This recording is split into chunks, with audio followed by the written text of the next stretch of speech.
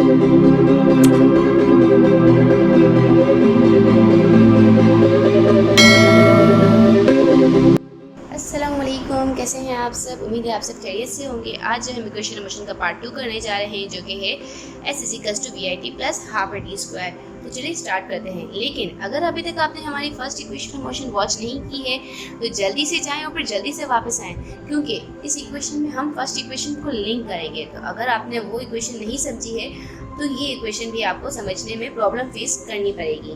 तो फिर चलिए स्टार्ट करते हैं। एक बॉडी है, इसकी वेलोसिटी जो है अभी इनिशियल है, ठीक है। कुछ टाइम के बाद इस बॉडी के अंदर यूनिफॉर्म एक्सेलरेशन प्रोड्यूस होती है और बॉडी जो है वो डिस्प्लेसमेंट कवर करती है। Then after its velocity become VF और फिर इसकी वेलोसिटी बन जाती है VF। अगेन देखते हैं, एक बॉडी है, इसकी वेलोसिटी अभी इनिशियल है। कुछ टाइम के बाद बॉडी जो है वो यूनिफॉर्म एक्सेलरेशन प्रोड्यूस करती है और डिस्प्लेसमेंट कवर करती है। Then after its velocity become VF, यानी इनिशियल से वो फाइनल पर आती है, डिस्प्लेसमेंट तय करके, टाइम तय करके, ठीक है। तो अब देखते हैं कि किस तरह से हम इसको ड्राइव करेंगे। इस इक्वेशन में मेन चीज़ जो है हमारी है डिस्प्लेसमेंट। देखिए, हम इक्वेशन में ड्राइव कर रहे हैं तो S के लिए, यानी कि डिस्प्लेसमेंट के लिए कर रहे हैं। तो डिस्प्लेसमेंट की वैल्यू हमें नहीं पता है, तो हमें ये बात ज़रूर पता है कि वेलोसिटी जो है वो बराबर होती है डिस्प्लेसमेंट अपॉन टाइम के। हम पढ़ चुके हैं पहले वेलोसिटी और स्पीड के डिफरेंस में। तो अब इसी में से ही बना लेते हैं डिस्प्लेसमेंट की वैल्यू। फॉर एग्जांपल यहाँ पर डिस्प्लेसमेंट है, ठीक है। VT यहाँ डिवाइड हो रहा है, V के बाद जाके क्या हो जाएगा, मल्टीप्लाई हो जाएगा, कुछ इस तरह से हमारा बन जाएगा। तो मैं इसको कंसिडर करूँगी हमारी equation number 1 as a main equation. इसी से ही हमने आगे की सारी इक्वेशन ड्राइव करनी है। अब इसके अंदर S तो हमारा आ गया। अब V और T, इनमें से हमें किसी की वैल्यू पता है, वेलोसिटी की वैल्यू पता है। वेलोसिटी लेकिन कौन सी है ये हमें नहीं पता। यहाँ पर दो वेलोसिटी थी ना, एक इनिशियल थी और एक फाइनल थी। हमें दोनों में से कोई बताया नहीं है कि कौन सी वेलोसिटी की बात कर रहे हैं यहाँ पर। तो हम एवरेज निकाल लेंगे, कोई इश्यू ही नहीं है। एवरेज निकालने के इस तरह से निकालते हैं, एवरेज वेलोसिटी इक्वल्स टू जो आपकी दोनों वेलोसिटी है, यानी कि VI + VF, इन दोनों को सम अप करके डिवाइडेड बाय 2 कर देंगे तो हमारे पास निकल जाएगी एवरेज वेलोसिटी। तो एवरेज वेलोसिटी की ये वैल्यू है, मैं V की जगह इसको पुट कर देती हूँ। S = V की जगह मैं क्या लिख दूँगी, एवरेज वेलोसिटी की वैल्यू, यानी कि VI + VF अपॉन 2, और हमारा मल्टीप्लाई बाय T था वो एज इट इज सेम का सेम नीचे आ जाएगा, ठीक है। Next move on to third step. इसमें हम क्या करना है, इसमें ऐसी कोई वैल्यू है जिसकी हमें वैल्यू पता हो। VF की वैल्यू है जो हमें मालूम होनी चाहिए। फर्स्ट इक्वेशन ऑफ मोशन से लिंक करते हैं। ये फिजिकल्स टू VI + AT जो कि हमारी थी फर्स्ट इक्वेशन, ठीक है। तो हम VF की वैल्यू को हम यहाँ पर पुट कर देंगे, जैसे कि VI तो अपनी जगह पे ही रहेगा, प्लस साइन भी अपनी जगह पे। VF की जगह मैं लिखूँगी VI + AT, VI + AT, ठीक है, और अपॉन 2 मल्टीप्लाई बाय T, ठीक है। सेम एज इट इज सबका सब वैसे ही, सिर्फ मैंने VF की वैल्यू पुट की है यहाँ पर। अब नेक्स्ट स्टेप हमारा है S = VI 2 टाइम्स है हमारे पास, तो प्लस कर लेंगे। यहाँ पर इसके पास भी 1 है, इसके पास भी 1 है, तो हमारे पास हो जाएगा कुछ इस तरह से 2VI + AT अपॉन 2 और मल्टीप्लाई बाय T। हम नेक्स्ट स्टेप हमारा कुछ इस तरह का है कि T जो है इस पूरे से मल्टीप्लाई हो रहा है, यानी VI से भी मल्टीप्लाई हो जाएगा और AT से भी मल्टीप्लाई हो जाएगा। तो किस तरह से होगा देखते हैं। S = 2VI, जब इसके साथ T मल्टीप्लाई होगा तो इसके साथ आ जाएगा T, और प्लस AT के साथ T मल्टीप्लाई होगा तो क्या हो जाएगा, AT स्क्वायर हो जाएगा। लेकिन हम इसको नेक्स्ट स्टेप में करते हैं कि अच्छे से क्लियरिफाई हो जाए। देन नेक्स्ट स्टेप पे हम इसको मल्टीप्लाई कर देंगे T को, इसकी पावर 1 है, इसकी पावर 1 है। मल्टीप्लाई में पावर को हम प्लस कर देते हैं सेम वेरिएबल की, 2VIT + AT की पावर हो जाएगी स्क्वायर और अपॉन 2 का 2। अब यहाँ पर जो है हमें फ्रैक्शन को ब्रेक डाउन करना है। फ्रैक्शन को ब्रेक डाउन किस तरह से करेंगे, S = 2VIT जो 2 है ना, इसके साथ भी आ जाएगा, 2 इसके साथ भी आ जाएगा, 2 हमने इसके साथ भी दे दिया और 2 हमने इसके साथ भी दे दिया। अंडरस्टैंड? यहाँ पर 2 2 आपस में कैंसिल आउट हो जाएगा। तो हमारे पास क्या क्या वैल्यू बच गई? हमारे पास बच जाएगा VIT, ठीक है, प्लस AT² अपॉन 2। कुछ हमारे पास अचीव हो गया है।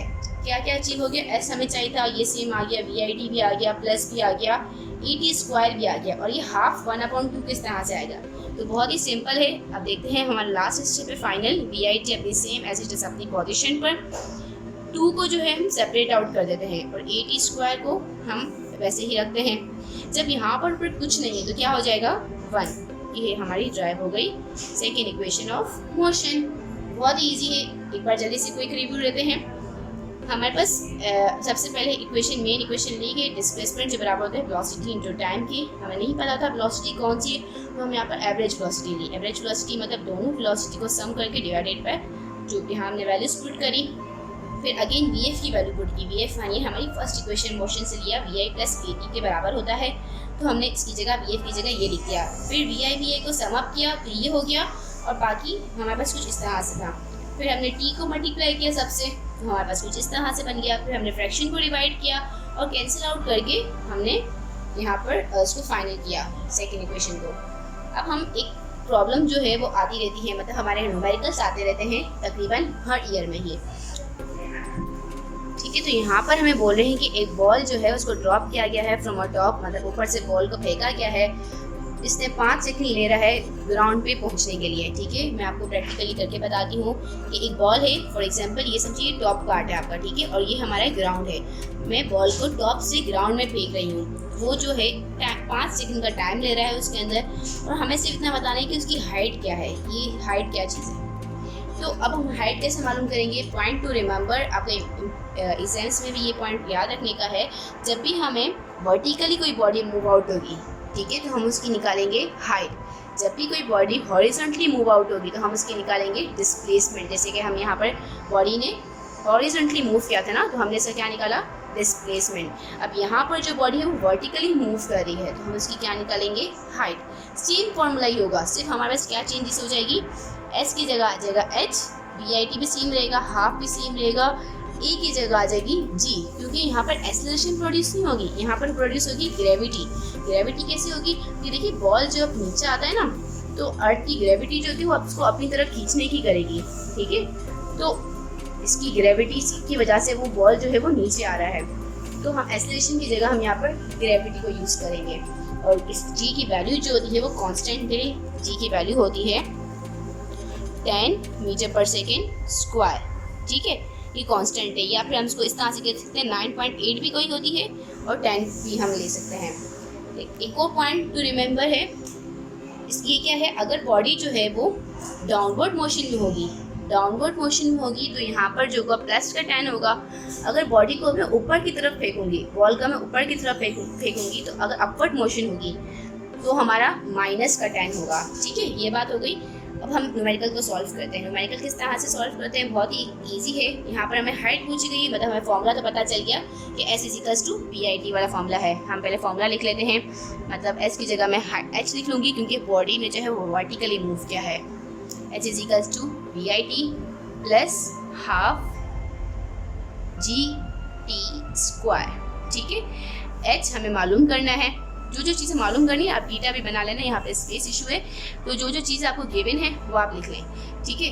अब VI क्या इनिशियल वेलोसिटी हमें गिवन नहीं है, तो यहाँ पर एक और पॉइंट टू रिमेंबर है, ये है कि जब भी कोई बॉडी को हम टॉप से नीचे फेंकेंगे ना, तो उसकी इनिशियल वेलोसिटी जो होगी वो होगी 0, ठीक है, क्योंकि वो बॉडी जो है वो स्टार्ट से मूविंग नहीं करेगा। आप एक प्रैक्टिकली भी इसको देख सकते हैं। अपना मोबाइल उठाएं और स्लो मोशन ओपन करें, ठीक है, और किसी अपने फ्रेंड को कहें कि आप स्लो मोशन आपका रिकॉर्ड करें और आप जो है वो बॉल को नीचे की तरफ फेंकें। आप देखिएगा जब ये नीचे यहाँ पर होगा ना, तो कुछ भी मूवमेंट नहीं होगी इसकी, और जब ये नीचे आते रहेगा इसकी स्पीड गेन होती रहेगी, वो स्पीड से गिरता रहेगा नीचे, ठीक है। तो यहाँ पर इसकी कुछ भी नहीं है, तो 0।